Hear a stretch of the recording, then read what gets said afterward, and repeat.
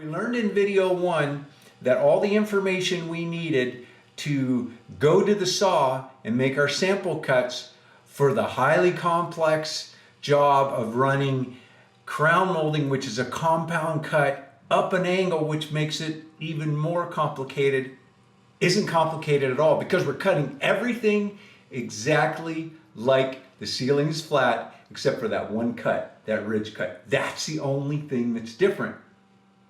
Hi, I'm Ron Paulk, designer of the Paulk Workbench, the Smart Wood Shop, the Total Station, among other plans which you can purchase and download by clicking on the link in the description of the video down below. Okay, let's head down to the saw. With that little bit of information, now I can make my test pieces. Now when I'm doing a flat ceiling, I don't need to make test pieces. I just go in and make my measurements and go to the saw and cut the final pieces. But when we're dealing with the vault, the point to measure to is very specific, and so by making these pieces, then we can fit them, make some marks, and measure to those marks, particularly for the runs on the vault.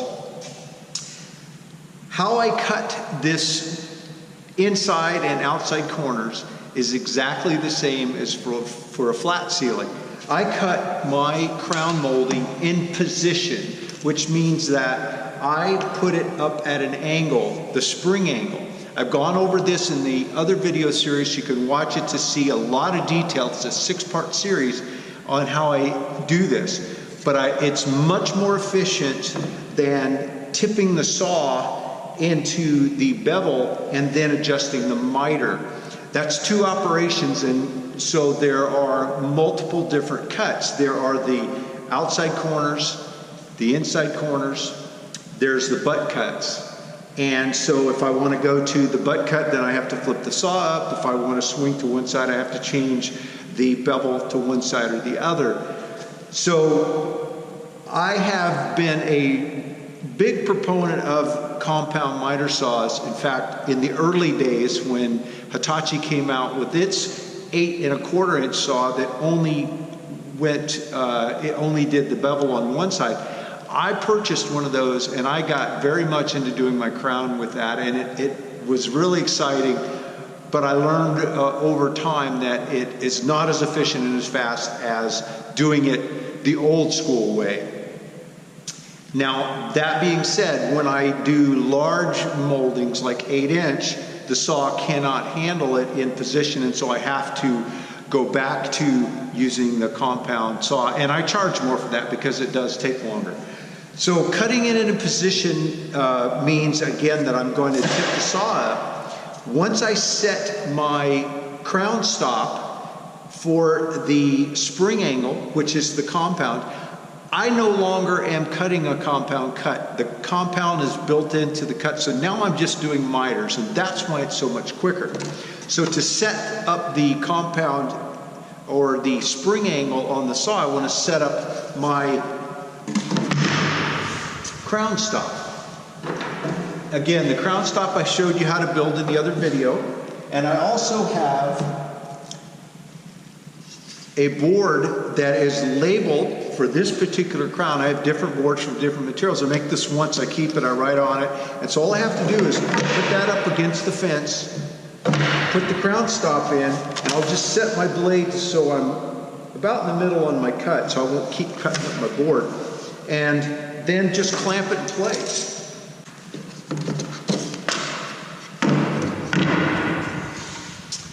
So now my spring angle is set, and all I have to do is drop the trim in, and it will be perfectly positioned.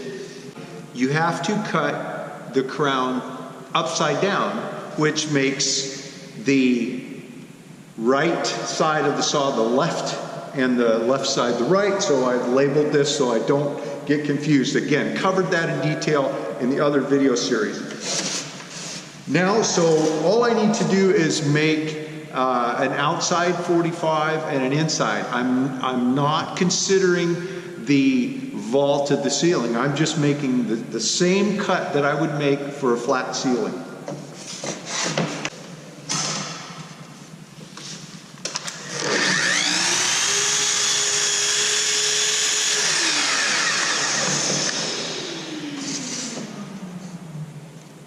And I'm going to double dip here because that's an outside and that's an inside.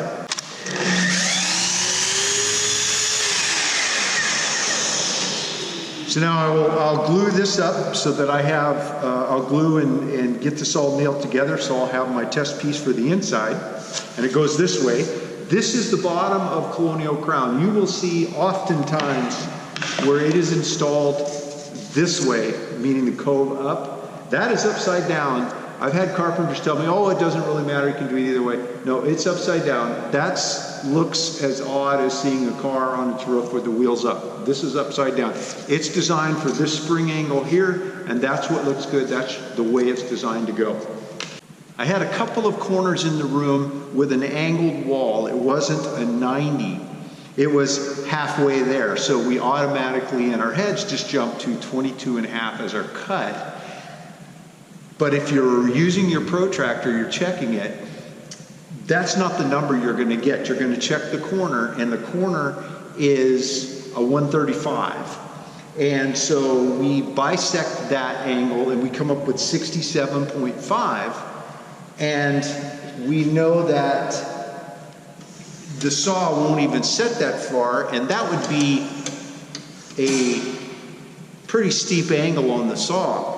This is where miter saw scales are not accurate. This cut here is labeled as a 0, and actually we're cutting the board at a 90 degrees. So for calculating our miters, what we need to do is take, again, the 135, bisect it to 67.5. We have to take 67.5, subtract it from 90, and that gives us our 22.5. So in the carpentry world, we just automatically go to that. It's not the correct answer, but it's what you have to set your saw to get the right cut. So I have my outside miter, 90 degree, and my 2 inside miters ready to go.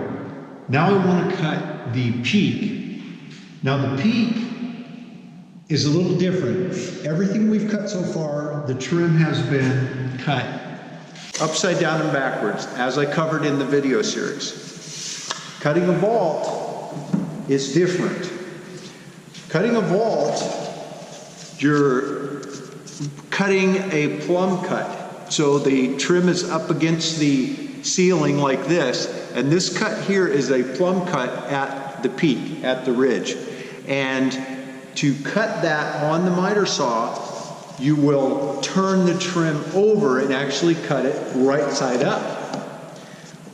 But that means that your crown stop, the way it's set up, will not work for that, because now the wall is the bed of the saw and the fence is the ceiling, and that's reversed when you're cutting for the flat trim. So what I need to do here is I need to have it so that the base, this flat portion here, is sitting flat on the saw. Now, I happen to also have calculated that. I have it from my vaults. So for the 5 1/4 Colonial Crown, which is what this is, the vault spring angle, and then so all I have to do is drop this in.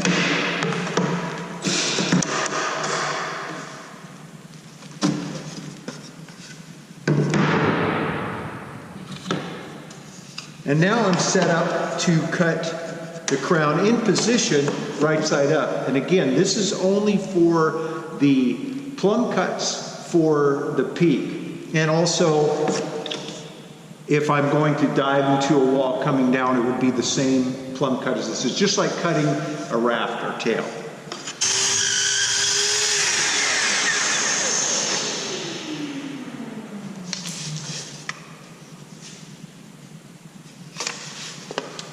So that will be my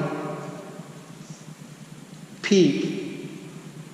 Now trying to glue these together to have a test piece is pretty difficult. There's not much there. I'll just hold them up for my test piece, and then I will try to hold them with one hand and get my, up against the ceiling and get my pencil to make my mark, because I'll need this point right here get my measurement. So that one's ready to go. I've cut up all the pieces that I need to check everything in this room and get my final measurements, and then I can cut all the actual pieces that I'm going to install. We finished cutting all of our test pieces at the saw. Everything's glued together. We are ready to go and check the fit.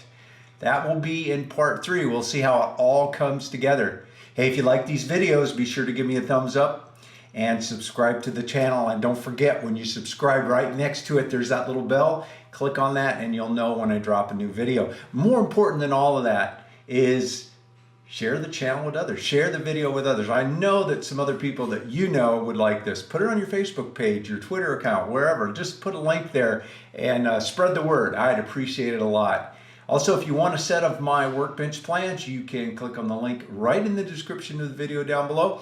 You'll be able to go purchase the plans, and as soon as you purchase them, you'll be able to download them. You'll get a receipt immediately, and then you can download the plans.